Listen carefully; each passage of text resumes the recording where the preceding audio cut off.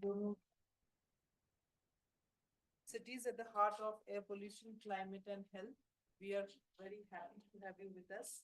Thank you for the time and the opportunity for all of us to learn.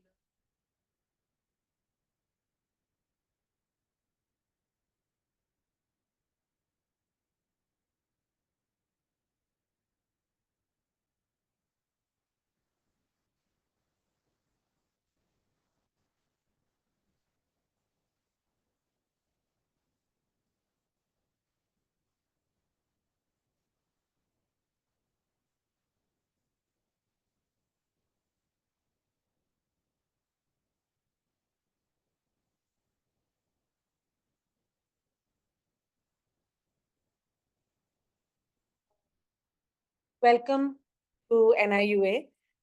Just for everyone else who's online and in the room, Dr. Bhargav is convener of the Sustainable Futures Collaborative and adjunct faculty at the public. He coordinates the environmental governance and policy vertical at SFC, and his research interests span areas of health policy, environmental epidemiology, with a focus on the impact of air quality and climate change. Before SFC, Bhargav has been with the Center for Policy Research and the Public Health Foundation. He trained in public health and global environment change, and he has a degree as well. So we have a scientist in our midst, and as people from social science, urban planning background, it's not every day that we interact with people who come in from the science side of things and speak to things that we worry about as planners and as urban practitioners. So we're really happy to have you here. And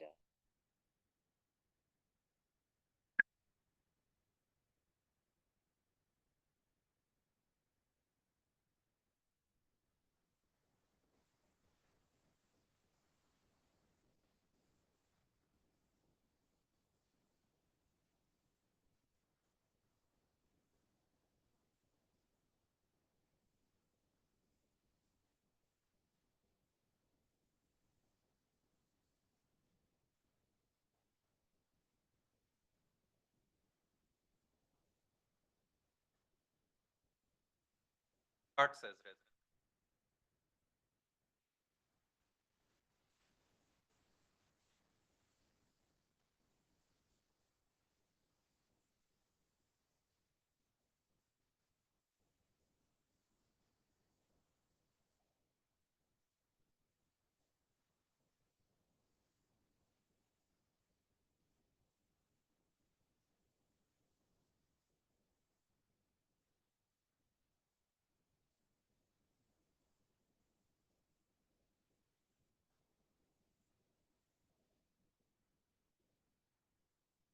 Better now?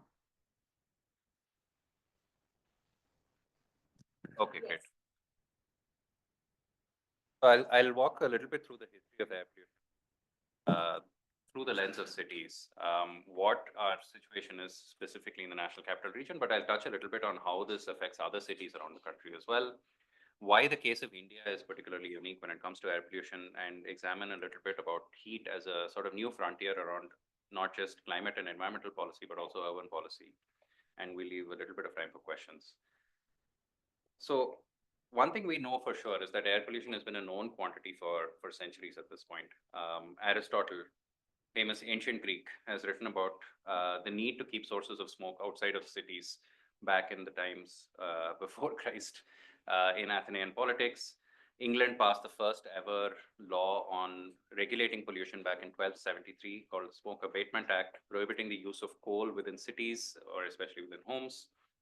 The Royal Commission on Noxious Vapors was set up in 1878 to regulate fossil fuel and chemical industries within London and other major urban centers in the city. And in fact, the way it was characterized, even in language that was talked about at that time, is exemplified by how John Evelyn wrote about it in 1661, for instance, about London, that this glorious and ancient city should wrap her stately head in clouds of smoke and sulfur, so full of stink and darkness. And as you can see, the sort of the sociology of smell kind of dominates how people are talking about air pollution during this period of time. Coincidentally, in India, we also have very early passage of smoke nuisance acts, both in Bengal and in Bombay in the early 1900s.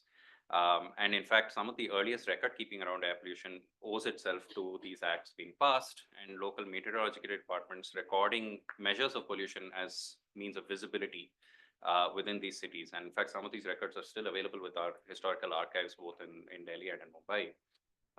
And form our understanding of air pollution. In fact, a colleague from CSDS, Avdendra Sharan, has written an excellent book on this, capturing some of these aspects as well of how air pollution was viewed historically in India. It's also been captured through the lens of art, where people have been fascinated with cities over history. Famous artists, especially impressionists, have been captivated by the way cities have developed and what it means for art. And this is, for instance, Monet capturing the Houses of Parliament in 1900 and 1901 during his London series, where essentially you can see the visibility of the Houses of Parliament features quite strongly in how he depicts not just this particular instance, but also when he's capturing Charing Cross Bridge, for instance. And this sort of becomes part of the culture. The London smog is essentially something that you experience when you go to the city, and it's even captured in art at that time. Similarly, elsewhere in the country, Lowry, somebody who grew up in the north of England, captures the industrialization of cities through art. And you can see air pollution as a big feature is that. I mean, this is of his hometown in Salford, which had textile mills and various other industries associated with it. And the manifestation of air pollution during that time, in the 1920s in this case, is also captured quite beautifully. This is a factory that's located in another Lowry painting, in this time in Manchester, in 1927, right next to a school. And so he's capturing the experience of urban school children who are living right next door to an industrial estate. And there are ways in which this has also been sort of captivating science, because scientists have more recently tried to understand whether there are ways using this kind of information, whether we can actually try to quantify what air pollution was like during those times. So the study published by a couple of colleagues at Harvard's art historians read this work, but the climate scientists at least have tried to quantify using metrics of visibility what the levels of sulfur dioxide and particulate matter were during those periods of time from these paintings themselves, not just from Monet and Lowry, but also from work that Turner has done during this period of time. But if we move a little bit into the sort of early 20th century, the sort of first experience of how air pollution as an event manifested in the Meuse Valley in Belgium in 1930.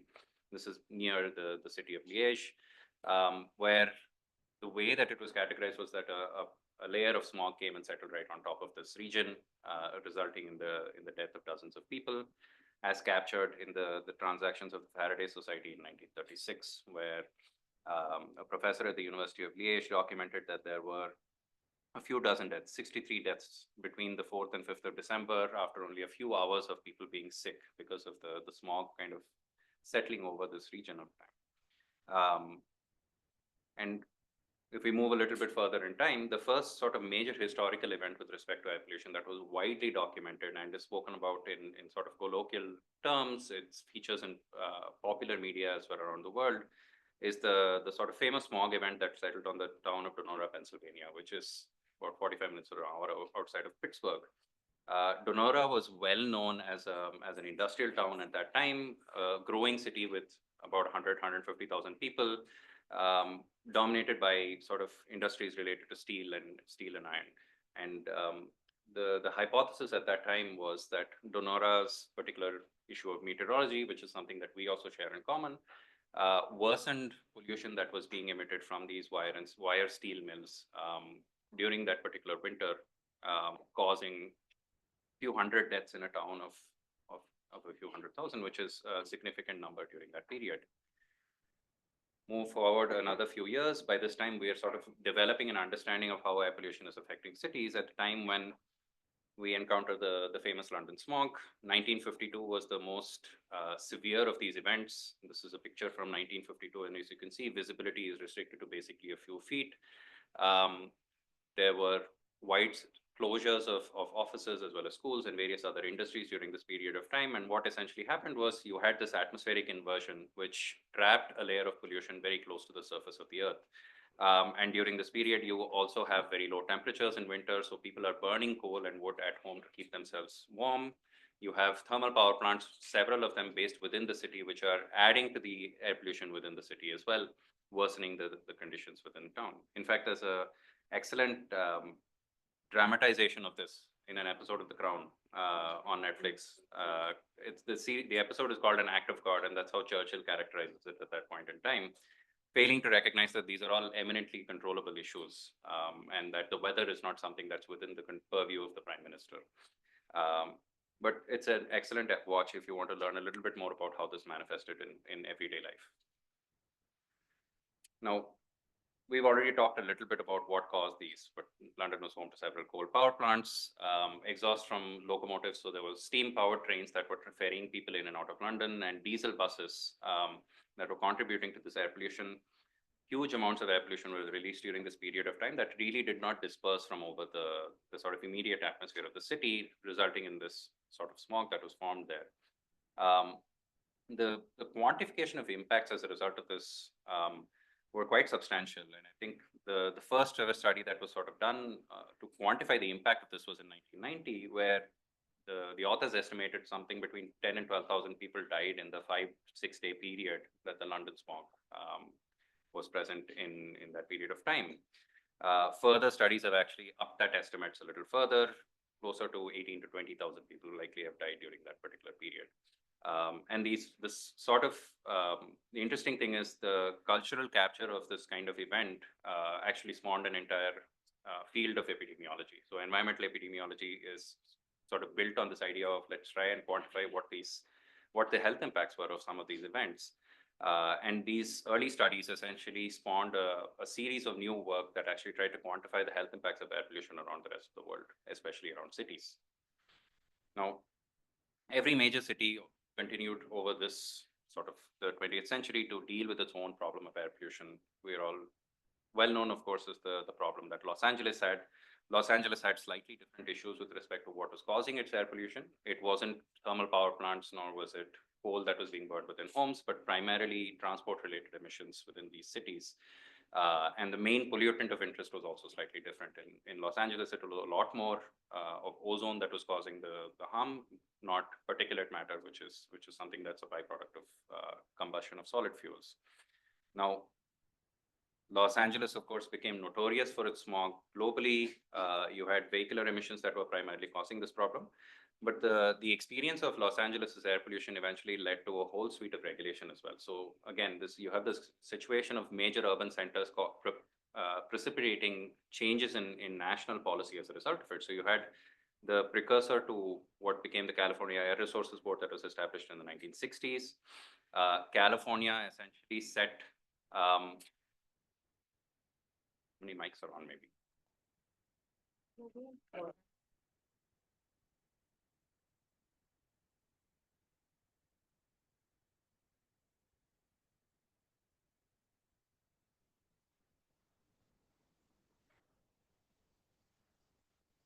So the California Air Resources Board essentially becomes the first regulator anywhere in the world that sets standards for air quality and emissions industry and combustion. This still holds true to this day. California sets the standards. The Clean Air Act came to be in the US following the creation of the California Air Resources Board set up by John F. Kennedy, then strengthened substantially by a Republican president at that time.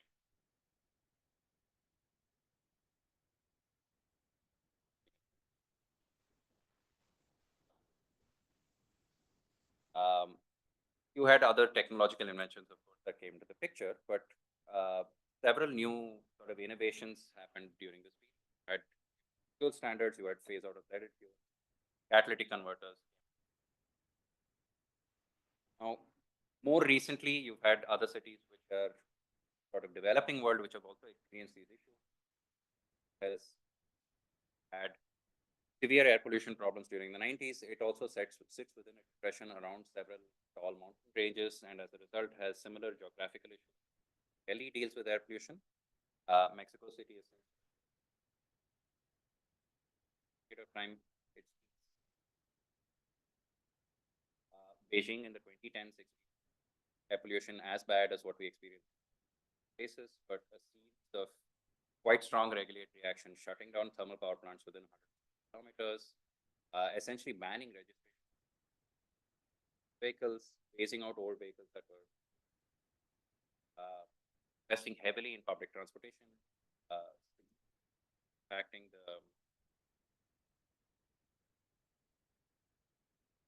from power plants and all of which have contributed. That brings us to home, where we are sort of put it into context of where we are. A little bit before that, one of the that we fact that Delhi doesn't really have, or India doesn't really have any health. This is a study that was published in Circulation, which is a sort of top 3 cardiology journal. Study published by Dr. Pathak. Dr. Padmavati is one of the foremost cardiologists, passed away.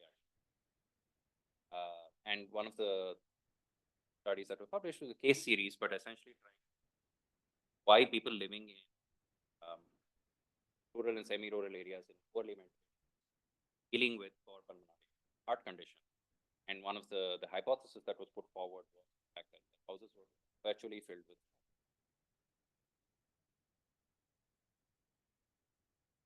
And so we are now sort of 60 years from this study. What is this?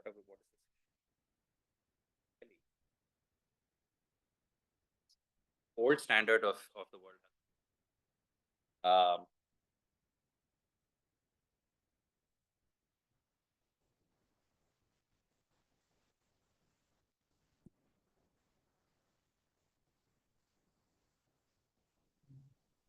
Can you hear me better now?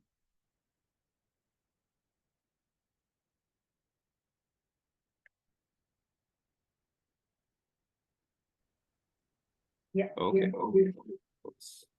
Okay, I can hear you.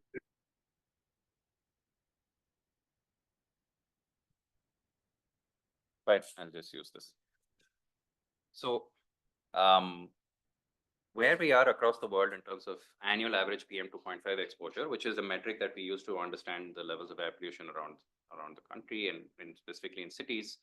On the left of this distribution is the majority of the world, well within what would be considered the World Health Organization guidelines. So 41% of the cities met the previous WHO guideline of 10 micrograms of exposure annually. The Indian guideline is much more relaxed at 40 micrograms.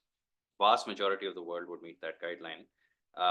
Most North Indian cities are close to 120, which is over here, and Delhi is at roughly 140 here, and other sort of outliers are further on the spectrum. So we're talking about between 10 and 15 times what is considered acceptable, and these are the levels of exposure that we deal with.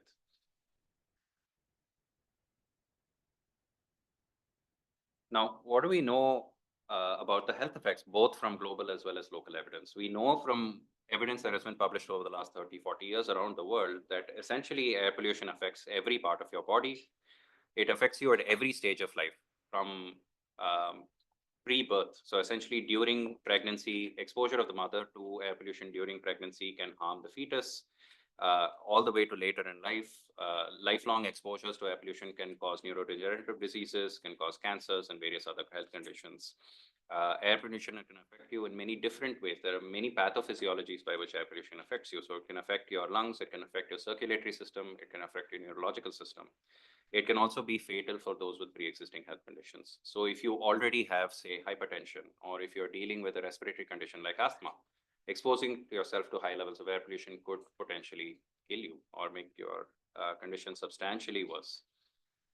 In India, we now have a very solid evidence base for a number of different health outcomes, including premature mortality, chronic respiratory diseases, chronic cardiovascular disease and hypertension, and understanding how premature births and low birth weight are perpetuated by air pollution exposure.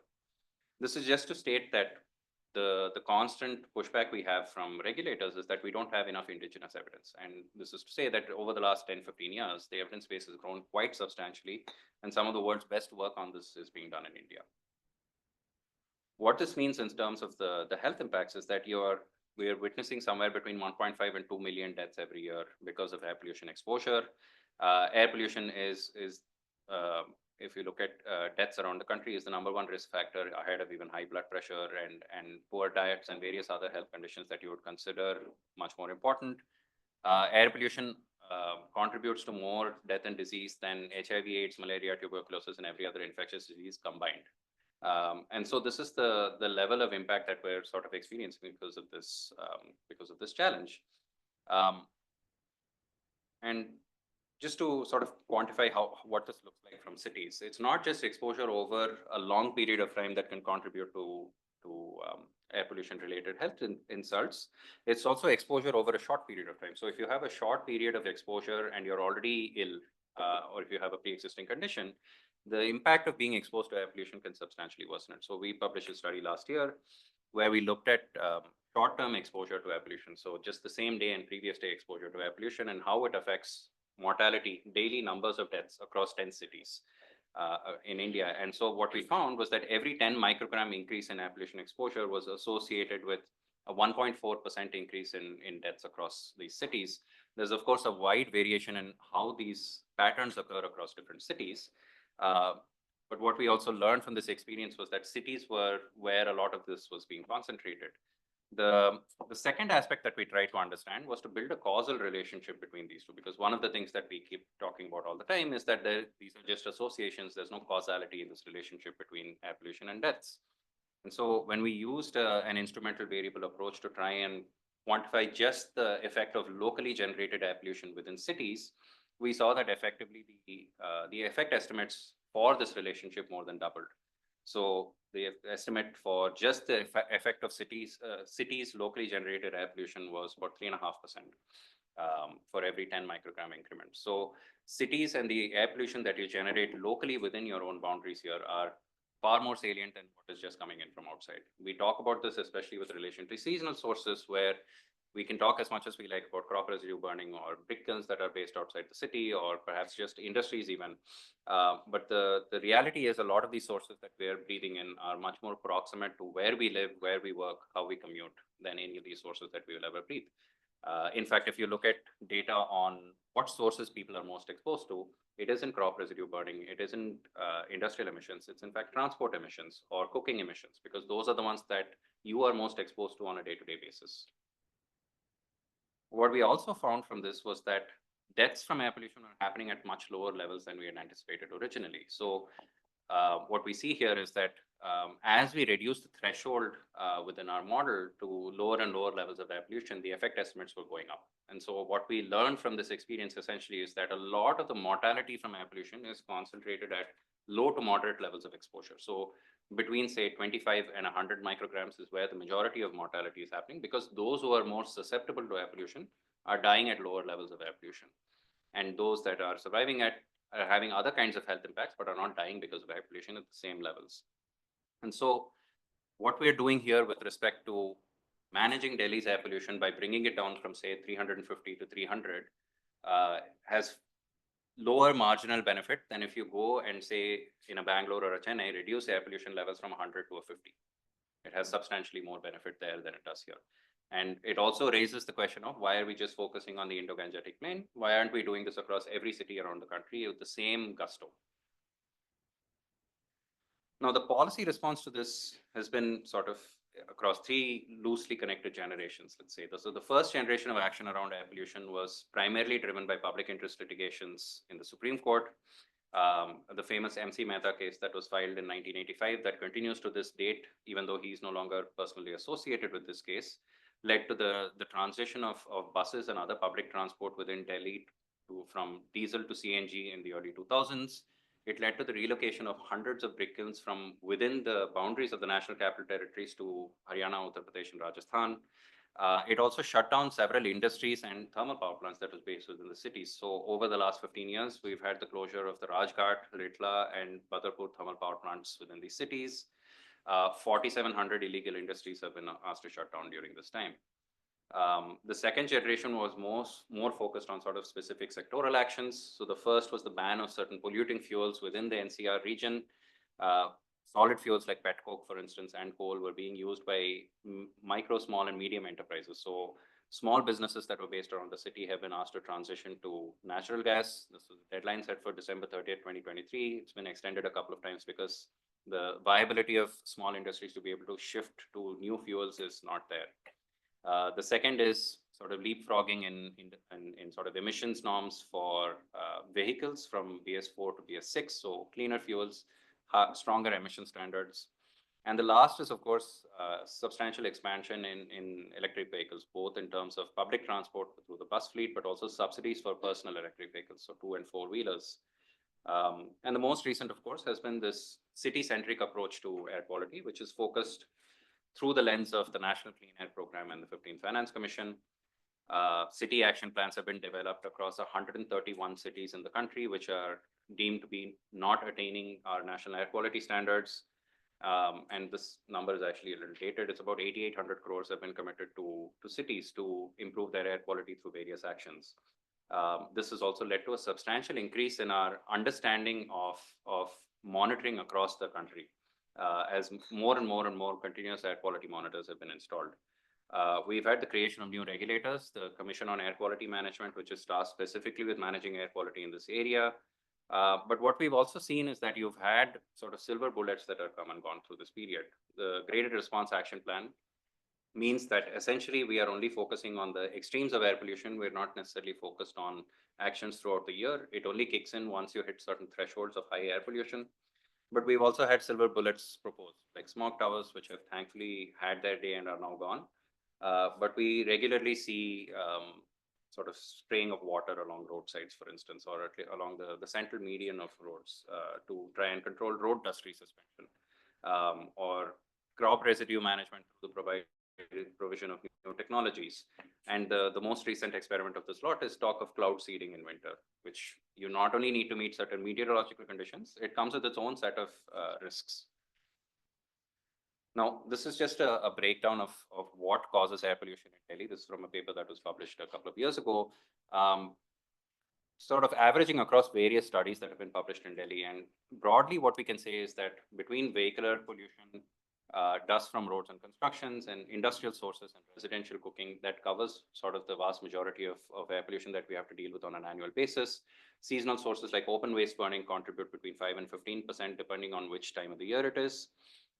And crop residue burning, which is a problem during winter, during the particular period that it's happening, it contributes between 15 and 30%. But if you look at it over the course of the year, it contributes about 3%. And the same with Diwali firecrackers as well. Just to try and sort of contextualize how we've approached the solution set, the only thing that we sort of are seriously working on with respect to all of these sources is dust from roads and construction activities. There has been little to no work done on open waste burning, which is a problem that's prevalent all across the city, largely because Delhi has no mechanism of effectively managing horticultural waste. The question of vehicular exhaust from petrol, diesel vehicles has been managed through schemes like the scrappage scheme, but not effectively enforced. Incentives for electric vehicles are limited to this region, which means that cars flying from outside of the region can still come and sort of work here. So there's lots of constraints with respect to how these are being managed, but the only focused attention has been given on dust. And that also comes down to a question of sort of what is visible and what are sort of aesthetic demands.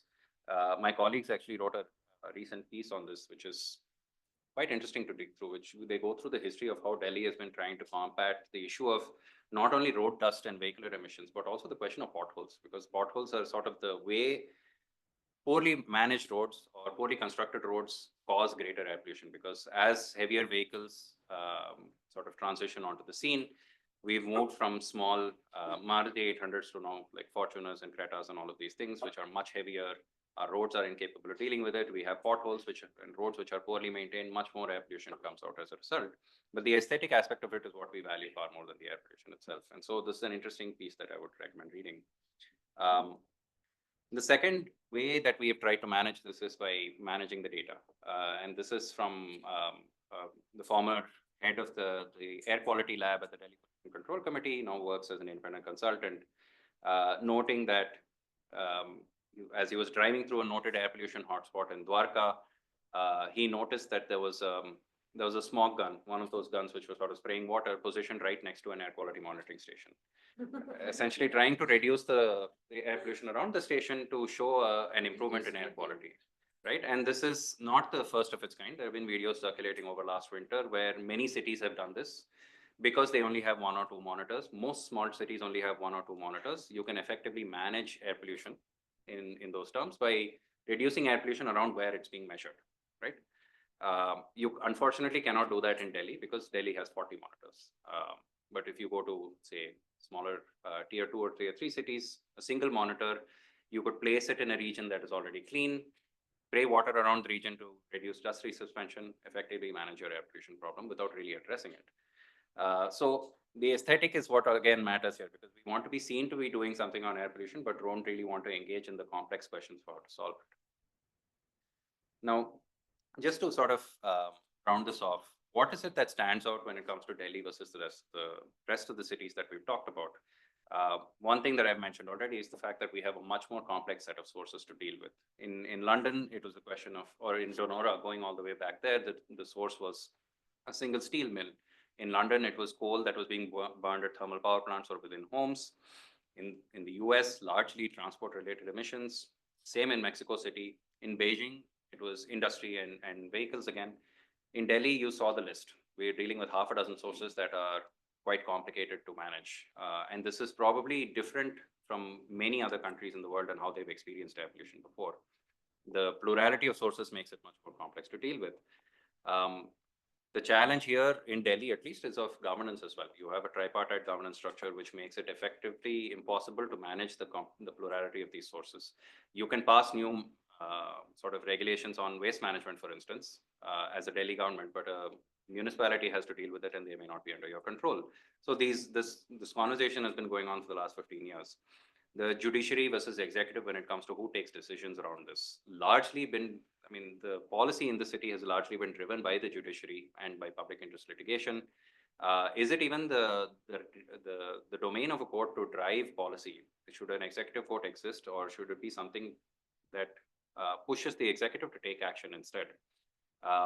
And lastly, of course, I mentioned prioritizing what is visible and what is perceived to be the biggest challenge can result sometimes in these poor choices that we make.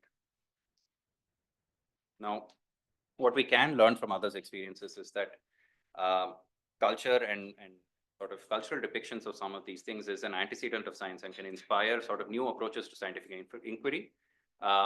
Like I mentioned, environmental epidemiology and several approaches that we've talked about have sort of arisen from the experience of air pollution and how it was portrayed in popular media and culture in some ways. Hopefully that doesn't lead to a sort of new array of how do we suppress air pollution around monitors and new studies experimenting with that kind of stuff.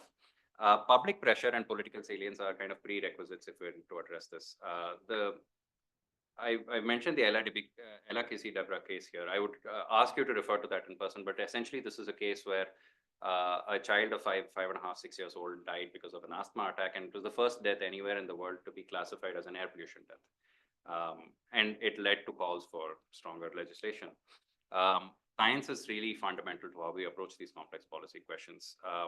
Even now, based on how we're approaching air pollution in Delhi, you've seen from the 3 generations of actions, essentially we're deploying these 18th century ideas, shifting industries out of cities to a 21st century problem. We're dealing with a technology problem, but also a question of social policy.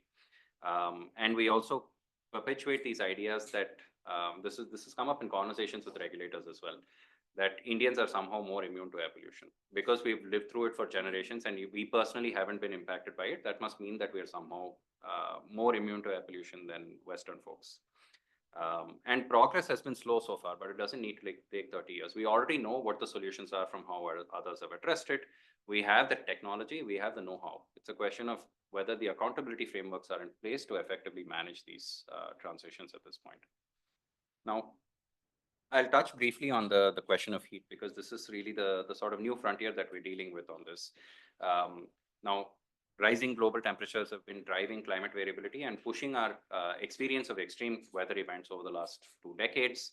We've had, especially in India, an increased frequency and intensity of heat waves. We've had more heat waves in the last 5 years than the last 20 before that. earlier heat waves that are occurring earlier in the season and are more intense. So 2 years ago, for instance, we had a heat wave in late February, early March during a political rally that led to several dozen deaths. And the way cities are increasing in scale, and the way that we're choosing to urbanize is exacerbating this experience. So we've largely abandoned green cover in most cities around the country, and we're increasingly concretizing cities where we don't necessarily need to. And that is worsening the experience by increasing the urban heat island effect across all of these cities. The response of the state has been to craft these heat action plans. Essentially, they're a list of actions that need to be done in response to a heat wave being declared by the Met Department. That includes things like provision of water at major thoroughfares, introducing cooling centers, messaging for vulnerable groups that includes people like outdoor workers, pregnant women, and the elderly. And essentially list out a bunch of actions that are to be taken at a municipal level. That includes like health department, PWD, urban planning, blah, blah, blah, etc. And almost all of these apps that we have seen at least are at a city level, because the idea is that heat is only experienced in cities. And if we go to rural areas, everything is great because rural area air quality is better. Rural area mein paid वगैरह hai, so that means that heat must be less experienced. Now, early HAPs that were rolled out in India, first one was about 2013-14. The first one was in Ahmedabad, was modeled on the New York City Heat Action Plan. They've evolved substantially from then, but still have several serious questions to address. There's also a moral argument that folks working on climate have been grappling with, which is that are we already at this era of adaptation? And what does this mean with respect to mitigation? Do we sort of just give up on getting Western nations who have historically contributed to climate change? Do we give up on them taking substantial mitigation actions if we are saying that adaptation is already necessary? And a more complex question is, how does development differ from adaptation? Is it just that we need to pull people out of poverty? Do we just need to increase GDP per capita and provide jobs and livelihoods so that people can afford all of the technologies that we have access to right now, like better designed homes or air conditioning? Now, my colleagues, while at CPR, Aditya and Tamanna, did this sort of analysis of heat action plans, 37 HAPs, in fact, city, state, and district heat action plans, to try and understand what exactly goes into these plans when it comes to managing heat. And what they understood, this was just 37 of the roughly 150 odd HAPs that were available, that were supposedly sort of published around the country, but most of these were not available publicly. Only 10 of these had sort of localized heat threshold. Why this is important is because the heat that you experience here in Delhi is very different from the heat that somebody in Tirunelveli would experience. There's the combination of dry heat, humid heat, various other factors that contribute to how your body experiences heat and how it's able to manage that heat itself. Only 2 of the HAPs that were examined used any kind of medium to long-term heat projection. So essentially what they were saying was that we're only managing heat as we're experiencing it right now. We are not doing anything to prepare for heat that may be coming in the future, especially with climate change. Only 2, again, conducted any vulnerability assessments. So beyond sort of cursory mentions of we need to address vulnerable populations, that means elderly folks, young children, pregnant mothers, outdoor workers, etc. They didn't really try to understand how vulnerabilities are localized within communities in cities. So for instance, urban slums will have much higher exposure simply because of the building materials that are used to construct houses within those areas and the density within which people are packed into those homes. But these weren't really thought through effectively. There were lots of solutions that were proposed, of course, but little thought was really given to how to implement these. The first is that many solutions lacked any kind of financial backing. So only 2 of the HAPs actually considered where they would access money to implement their solutions. Because heat isn't a disaster, it also lacked legal grounding to effectively implement across sectors. Now more and more states are declaring heat an actual disaster. And of course, they're not built in any kind of consultative way, which means that you don't really have any community input that is going into developing these plans. Now, why this is important, of course, is that future projections show us that this is going to become a substantially worse problem in India in terms of experience to heat waves. Now, this is a study which looked at hot hours. So essentially, hours where the temperature exceeds existing thresholds of human survivability. So this is looking at 35-degree wet bulb temperature, which is what we consider based on existing science, the bounds of thermoregulation for humans, how much heat we're able to manage through natural processes of sweating. And if we look at which areas are worst affected, you have areas in sub-Saharan Africa and in India and in eastern coastal China, which are possibly the most densely populated regions in the world, are likely to be worst affected from increasing hot hours going forward under various climate scenarios. So this is under 1.5 to 2.5 and 3-degree scenario. And this is the sort of region that is going to be substantially worstly affected across the world. And looking at this, our colleagues then sort of did a follow-up to their original HAP work published last month, looking at whether cities are preparing not just to manage heat during a heat wave now, but building resilience going forward. And so they did this study where they essentially modeled what future heat is going to look like across the entire country, listed out the cities that were going to have the greatest variation in terms of heat risk from the baseline to a 1.5-degree world. We are now at 1.1 degrees. 1.5 degrees is not very far away. And essentially captured across 9 cities what they're doing to manage and build resilience going forward. And these 9 cities effectively captured 11% of India's urban population. And what we found was that essentially a lot of the cities still continue to employ just short-term measures. So you can see what those short-term measures are. Awareness campaigns are super popular. You just put out messaging or ads in newspapers, send out a tweet in English that nobody will be able to read. You have radio messages occasionally, or you put like billboards up from time to time that say that, okay, these are the things that you need to do to protect yourself during a heat wave. Distribution of ORS, provision of water, etc. The long-term solutions were largely related to planting of trees, which is great, but they weren't necessarily with the intention of managing heat. They were with the aesthetic quality, essentially, again. And this is where it sort of ties into how we're also managing air pollution. Where you would plant trees in a city if you want to manage heat is very different from what you would do if you want to increase sort of urban greenery just for an aesthetic quality. You would plant trees where you have the least amount of green cover, where you have the highest heat exposure, and that isn't what's happening. And this is true across other areas as well. So they've categorized any long-term solutions that were planned in these apps as incidental versus intentional, and very few of these are actually intentional actions. The second is they also tried to capture what are the barriers that were documented by various sectors with respect to why heat action isn't being implemented. And I think this was kind of alarming when we think about it, because the category in red is that they don't necessarily see heat as a problem, which is, it's quite shocking to think about, because the one that comes out worst in this is actually the health sector. If your people in the health sector don't even see heat as a problem, and they are actually in many cases the nodal agencies for the implementation of heat action plans, it's a serious challenge that we have to deal with. But beyond that, the other issues, of course, are quite familiar to anybody who's worked on any issue of state capacity, is this question of coordination.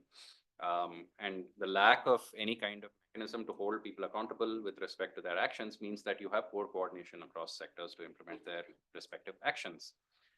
Now, what does this look like in terms of how we are experiencing heat health impacts right now? This is a study that we published last year, where we essentially looked at the same 10 cities that we did work on air pollution. We also looked at what the impact of specifically heat waves are in these cities. So heat waves in this case classified as temperatures that exceeded the 97th percentile of exposure. So the top 3% of temperatures over the last 15 years were what we classified as a heat wave, which is consistent with what the Indian Meteorological Department classifies it as right now.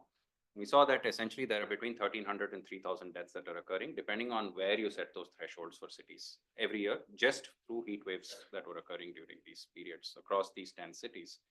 And these 10 cities, of course, are located across different agroclimatological zones, meaning the experience of heat is also very different in these places. Mumbai has a lot more humid heat. Varanasi and Delhi have a lot more dry heat.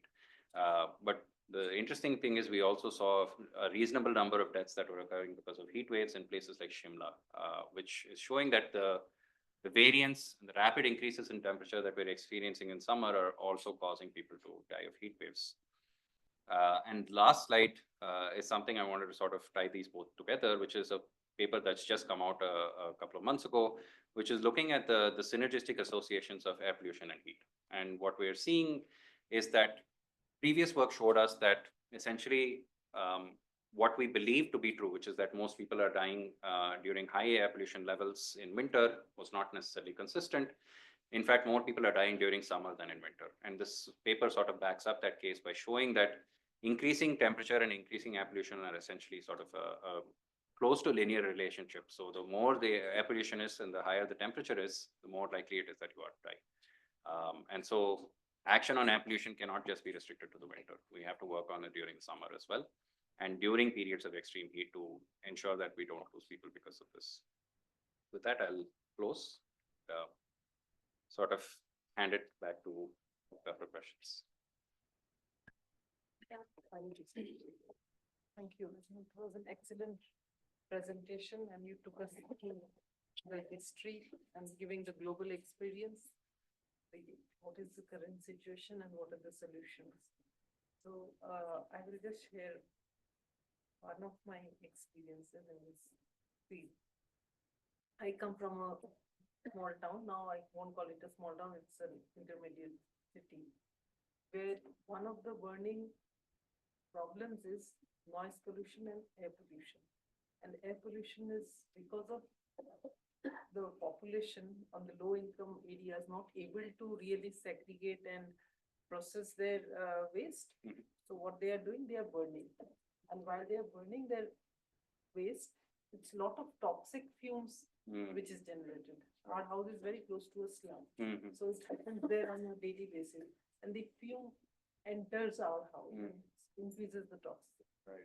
So I think while we are talking about metropolitan cities, we also need to think about the small and intermediate cities. Absolutely. Where problems are more acute and the awareness of the citizens is really poor, right? No, Especially absolutely. among the low income areas. And you talked about the heat action plans. We are working on this, looking at various different agroclimatic zones and also across various size classes of towns and cities. And as we go ahead, we will definitely get in touch with you and take your inputs and your intelligence as we go forward. Happy to talk. Yeah, thank you. I think I fully agree with you on small cities. In fact, the advantage that we probably have with small cities is that we need to head off these problems before they become worse. And this is the opportunity to do that now in much smaller cities. We're talking about cities with less than 1 million people living there. And unless we sort of begin that work right now, it's probably not going to happen. And on the waste burning issue, it's as much an issue here in the sense that even formalized means of waste burning have caused significant health problems. We have a waste to energy plant in Sarita Vihar, for instance, in Delhi, which is the subject of litigation because what was meant to be burning processed waste has been burning basically mixed waste, resulting in emissions. I mean, if we're burning plastics, for instance, in a plant that isn't meant to be doing, so you're releasing carcinogens essentially, right? So it's not just particulate matter, you're also releasing a bunch of other highly toxic substances when you do these things. Thank you. There are a number of questions online. I'd urge people in the room to think up of questions, but I'll start with a few of the ones online. Thank you. Ruchi wanted to, Ruchi is here at NIUA. Would you know if there are any kind of insurance schemes cities are devising to support people hit severely by heat and pollution, both in terms of health and in terms of livelihood opportunities? And a related question is, do you see any low-hanging tech or infra interventions that could contribute to air pollution reduction in the NCR? That's another question. Well, on the first one, parametric insurance is the buzzword of the day when it comes to heat. Now everybody is talking about the parametric insurance to manage lost days of work. Now there was an experiment that was carried out by Seva in Gujarat, supported by the Rockefeller Foundation and a bunch of other philanthropies, essentially to give Seva bands an opportunity to take days off work if they needed to and have part of their pay at least restored through a parametric insurance scheme. But the challenge associated with that was they were using sort of a climate model to kind of forecast temperature. And many times those models never met the thresholds that were set by the Indian Meteorological Department. So very few days were actually sort of meeting those thresholds that they wanted to sort of pay out on. But this is a sort of evolving process. But now, of course, because this has happened and it's a sort of market-led approach to manage this issue. Everybody is interested in doing parametric insurance. So that's one that is happening. On the flip side, what is also happening is that courts are intervening to force governments to manage livelihoods, especially of informal workers in the construction sector around the issue of air pollution. So shutting down of air pollution, shutting down of construction sites during GRAP phase 3 and 4 in the NCR means that you are going to have an impossible challenge either as a builder, because you're not going to be able to pay to keep people on, but also as a worker in the construction industry, because you can't afford to have lost wages. And so forcing the government to pay up for lost wages is going to be one of the features of the revised GRAP. I don't have a tech solution, but I don't think tech solutions are easy. No, but on your previous comment, the Building and Under Construction Workers Board this year did do payouts to construction workers for lost days, but we know that the number of registrations that they have is much lower than the actual number of workers in the city. Rashi from IIHS has a related question on informal workers, and she's talking about landfill sites like Bhalswa, where temperatures are higher than the rest of the city, and how do we really reconcile informal livelihoods like waste work, where there's also excess heat and more air pollution And sort of exposure to all kinds of other toxins. So is there anything you know of in the waste domain that? I mean, I don't know if I have any thing substantive to add to it. There are others who do much better work than us on this. So it might be better to reach out to organizations like say Chintan or Toxics Link, who do much more interesting work with sort of informal waste, but also sort of markets where waste is managed. Anybody in the room? To come up and ask on the mic So that people online can answer. So, like, I'm just really on the previous two questions is about, there's this link between informality and the impact. So there's like always informal settlements as well as informal workers will be disproportionately impacted. While when we see the strategy, they're not targeted directly. So, can you if there are any insights on why and how actually we can mainstream them into when we are making the policies or the plans? Because everywhere it's a direct intervention that's happening for construction workers to skip the pension or they are never included in the entire heat or air pollution plans which are taking. So that is changing a little bit now. You're entirely right. I think that is changing a little bit now in the sense that there are more and more cities which are revising their heat action plans and considering at least a few of these communities that are going to be deeply affected. So Jodhpur worked quite closely, for instance, with Mahila Housing Trust to develop its heat action plan and engaged women construction workers quite closely in identifying specific issues. Street vendors and other communities as well were involved in the development of specific strategies in those heat action plans. But they're again sort of one-offs. They're not necessarily they're exemplars, but not necessarily consistently practiced across all HAPs, right? The challenge with some of this is also to understand who to call to the room. You actually need to know who is impacted. I don't think we really have a good understanding of who is impacted by this beyond our understanding of who is likely to be exposed. It is also a challenge that we don't really know the scale of impacts. This is a controversial thing, and we keep talking about this when we're trying to do some of this epidemiological work, but we don't have a denominator now in terms of the impacts because we don't have a census, and because of which we don't have an understanding of what migrant labor movement has happened during that period. We don't know who's being impacted where. And at what scale. And I think without those sort of numbers to sort of put to bear, we don't really have an ability to effectively inform the development of these policies beyond the sort of, it's a little bit vibe-based almost. We feel like these people are most likely to be exposed, so we should call them to the table.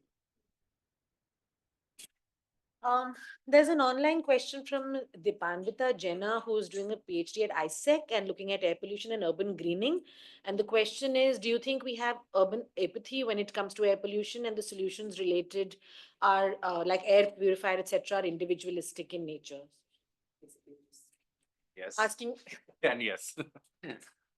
Okay, I'll extend that question on the question of air pollution and urban greening. Beyond, and you alluded to this in your talk as well, that a lot of the awareness kind of stuff is basically pushes the responsibility onto individuals. what's the other way to do this? Even if it's about awareness building, and ma'am also alluded to places where there isn't enough awareness. Like in Delhi, people still know that there's air pollution. So what do we do beyond this? I think we have to be better at messaging. I don't think we've thought through how exactly to do messaging effectively on air pollution. Beyond this idea that we need to give it maximum coverage during winter because you have these seasonal problems. The fact that air pollution is a year-round problem is an issue that most people, even in Delhi, do not understand. And unless you understand that it is stuff that is proximate to you, that you're experiencing on a daily basis, that is probably most harmful to your health, you are not going to take any steps to really address that. If you're being told over and over again that it's a seasonal issue and that it's sources from outside the city that are primarily contributing to it, there's a level of apathy because it seems like you have no control over the problem. You have no agency. If the onus is on your elected representatives to take action on sources that are within the city, that changes the picture at least slightly. But I don't have a great answer to this. I think it's not that air pollution is it's not necessarily a salient issue electorally either. So it's perhaps increasing in prominence, but it's nowhere near sort of bread and butter issues at this point. Can you put on the mic, please? Sir, I had an opportunity to do a study with the World Bank. It was a survey with the medium and small level firms, wherein we questioned them about their climate adaptability. And in addition to heat and pollution, there are various other like vulnerable like floods and whatever. And like what will be their impact on their firm? It's a small level or medium level. And surprisingly, sir, the outcome, and we did it in select states, and surprisingly, the data that we got from that study was, it was a World Bank study, that the small entrepreneur and the medium level entrepreneur did not think too much of the heat impact or the air pollution impact, and he was like, manage ho jayega. It will be managed, whatever it will. He is not planning ahead, or he is not provisioning ahead in his company, or putting aside savings, doing nothing of that sort to protect him from a future impact of such a thing. So why do you, just now you talked about the city apathy and why it is not such a big issue electorally. So why do you think that even if it is hitting the pocket of the people, it is already hitting the health of the people, it is going to hit the pockets as well of the people, it is not developing as a sense of alarm among the general folk or the administration or the authority? Why is it not picking up? I mean, the simplistic way of putting that would be that the owners of those factories are not experiencing the heat in their factories themselves. They are like the places we did it was in Gujarat, Tamil Nadu, where the heat flood impact is huge. In Gujarat, it gets really hot, and in the Maharashtra region and all. But they're not catching it on. It's like not registering in their senses somehow. Let me rephrase from Moshmi's question. You know, what I was really intrigued about in the presentation was just the amount of data. And it really struck me when you said that it's not for lack of evidence. We may have been there 15 years ago, but today we have all this evidence being generated in India about India. So it's not a question of lack of evidence that we are facing. And yet the data and the evidence is not communicated. And I understand that that's a political economy issue. But as a data scientist, as somebody who works on data and a scientist and who works in this space, how do we bridge that gap where this very alarming data that you're showing, where such a high number of deaths is happening because of these problems, can be communicated in a way that doesn't sort of come across as threatening to the political status quo? I mean, I'm sure public health deals with this stuff all the time, right? You have all this bad news to talk about. That's what scientists in public health are always talking about, really bad things happening to people. But they still have in the past effectively communicated to politicians to say, we need to do something about this. So what is it about this air pollution or heat or this moment that's not really happening? Or is it happening and we don't know? Or is it too slow? What's your take on this? So surprisingly, heat has a lot more political traction than air pollution. Maybe because people are more discomforted by heat than they are by air pollution, perhaps. But public health has had to deal with this, you're right, over like decades, right? I mean, at various points in time, public health has put out like uncomfortable findings that have led to serious challenge of like general conception of reality. Let's say And it's not like those haven't come with pushback either. You have an entire sort of history of science literature that's written about the tobacco industry and the pushback against the health evidence around tobacco smoking and the misinformation that was perpetuated around that as well. I mean, we have a level of misinformation that's being perpetuated about air pollution, but not to the same extent as opposed to tobacco. I think the challenge with air pollution versus tobacco is that tobacco was a sort of seen as a vice also, in the sense that you didn't really, there was no significant economic argument beyond we collect taxes from people dying of tobacco smoking. That's pretty much it. Here you're talking about the growth engine of the economy and sort of changing the way you plan development in the country to manage an issue that is seen by some as not as significant as being made out to be. That's it. We could perhaps become better at developing work that is more intuitive in informing people about the air pollution health impacts. Challenge comes when we have limited health data to be able to carry out some of that work. Most other countries, you have access to routine administrative data from registries, from hospitals and various other sources that you could use to try and develop a range of experimental designs to understand air pollution health impacts. Here we're relying on sort of long-term cohort studies or 2 or 3 other sources of data to be able to do so. And there's limited amounts of information that you can generate from that. Even survey data, for instance, like Kano, I know works with large-scale surveys. There's still, again, limited amounts of information that you can generate from that kind of study. I think as effective communicators as we can become, there's still a limit to what we can potentially do with this. Yeah, why don't you come up front? Chair next to Bhargav. It's not a question. I just want to get more clarification, clarity on what one of your observations regarding the review of the heat action plan by your team. So you said that only 2 out of 37 conducted the vulnerability assessment. So which is a serious thing, cause of concern, because I had the opportunity to work with the National Disaster Management Authority and State Disaster Management Authorities for a couple of years. So we reviewed a lot of heat action plans. Most of the states have notified this as a notified disaster, and recently NDMA has also notified this as a disaster. So vulnerability assessment is one of the important aspects that we need to take care when we do the heat action plan. So have you reviewed the disaster management prepared heat action plans? Absolutely, yeah, very much so. In fact, we worked quite closely with NDMA on both of these papers. In fact, we have helped redraft the National Heat Management and Mitigation Framework that's being reviewed by the PMO, right? Because almost 50% of the heat action plans, I was part of the review of that. And I think it's a question of perhaps how you do a vulnerability assessment rather than whether you have done a vulnerability assessment and people that are vulnerable. What kind of inputs, what kind of data have you used to try and understand your definition of what vulnerability is to heat exposure, especially, rather than just general definitions of, okay, these people are poor, these people are unhealthy, these people are old. There are scientific methods that we need to follow. So we have sort of proposed in this new framework that is being hopefully notified soon, ways in which people can characterize vulnerability much more effectively, especially to heat. Were you able to put this in front of the NDMA? Absolutely. Yeah. So the first report was reviewed by the former head of NDMA, Kamal Kishore. This one has been reviewed by member Mr. Krishna as well as Mr. Rizvi. So this has all been reviewed by folks at NDMA to ensure that the work has wide applicability, but also has sort of relevance in policy. We presented it at the national workshop with all the SPCBs as SDMAs as well. So the hope is that it perpetuates those changes down the line. Thanks. That's a more positive note to end this with. There's one question, and it could be a cliche. Oh, sorry.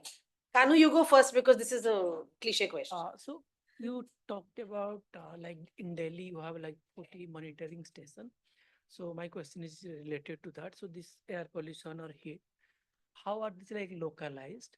Whether this 40 station in Delhi, is that enough or we need like 400? And it's not a question about Delhi, it's like all India question. Do you have enough localized monitoring station for monitoring heat and air pollution?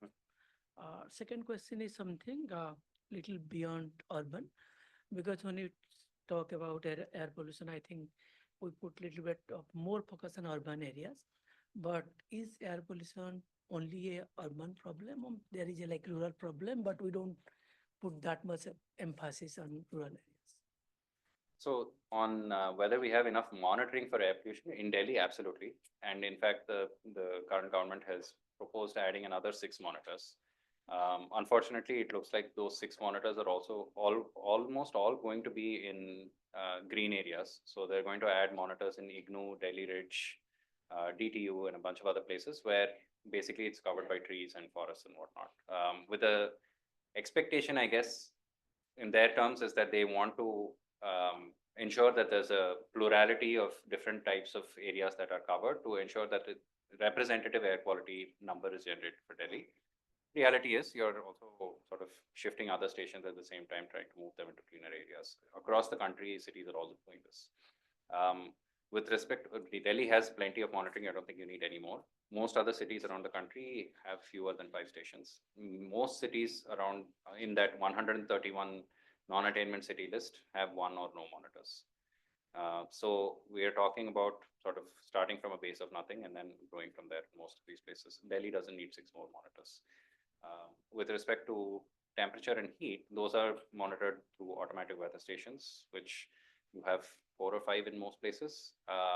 That gives you a good sense of what the temperatures are around the city, but the real exposure of heat is not captured by those. So there's studies that are going on right now in Gujarat, for instance, where folks at Harvard are leading this work, trying to understand what the real world exposures are to heat based on modes of occupation within households and different modes of commute, for instance. So using sort of core body sensors, but also near ambient monitors and placed within households as well as outside workplaces, they're trying to understand what the actual real world exposures to heat are. And they're finding essentially that there's like a 5 to 6 degree difference between what is reported by a weather station versus what people are experiencing in real terms. Rural air quality is a huge problem. If it wasn't, you wouldn't have a Pradhan Mantri Ujjwala Yojana. It's just that we don't monitor rural India, so we don't really know the scale of the problem. The traditional belief is that गाँव जाओ air quality की कोई problem नहीं है वहाँ पे, but that's really not the case. Which kind of comes back to the question of cooking fuels and urban India and the relationship with poverty. This has also been, from a source perspective, this has been floating around for a long time and been proposed as. So is that something that's still on the radar policy wise, or it seems to have like not got as much attention?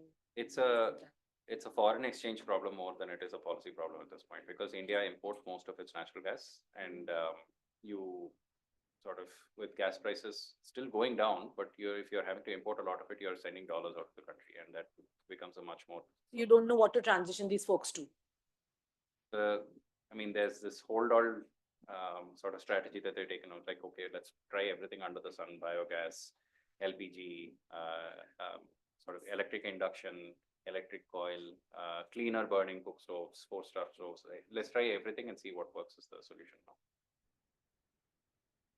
Okay, great. So the question I have from someone online is the China question. Like, what did they do right? I know you mentioned it in your talk, but if you could just recap for us, since we are here in Delhi and sort of perhaps somewhere where Beijing was several years ago, what are the 2 or 3 things that they did right that we could possibly think of replicating? Even though I hear you that Delhi may be that Delhi is a more complex set of pollutants. So that's the first question from me. Is Delhi a more complex set of pollutants than what Beijing was when they were at the height of the problem? And the corresponding question is, what did they do, and can we pick up a few strategies? Sure. So I don't think they did anything super complex. They implemented emissions controls for all industries stringently. They shut down thermal power plants, which are very old, and within the Beijing region, 100 kilometers outside of Beijing, there was no new industry or new thermal plants allowed. They phased out registration of internal combustion engine vehicles in and around the city. Exceptional cases were allowed. Essentially had a lottery for registration numbers in some cases. EVs were much more subsidized. You have the proliferation of the EV industry in China, primarily because you built up the manufacturing base to be able to do that, thanks to some of these policies as well. The world leading sort of battery technology companies are all in China. The best EVs in the world are being made in China effectively now. But those are all subsidized by state policy to be able to push this transition. But at the same time, we also invested heavily in public transport, both intercity as well as intracity. We have an extensive metro networks and public buses that are in all of these cities, all accessible and affordable, which they aren't effectively here. And lastly, I think there are some things you can do in a sort of authoritarian state that you can't necessarily do elsewhere. You can mandate people to shut down industries in a way that you probably can't do here. Yeah, probably also the truth. All right. Thank you, everyone, for being in the room and everyone who is still online. Some folks have dropped out, but a lot of people stayed till the end and asked a lot of questions. So thank you so much, Bhargav. Both pollution and heat and the confluence are things that we should probably think about 12 months of the year and not seasonally. So we'll be in touch, NIUA and the respective teams will be in touch for anything that we could take forward together. Thank you, everyone, again. And the next talk is on 27th May. Thank you.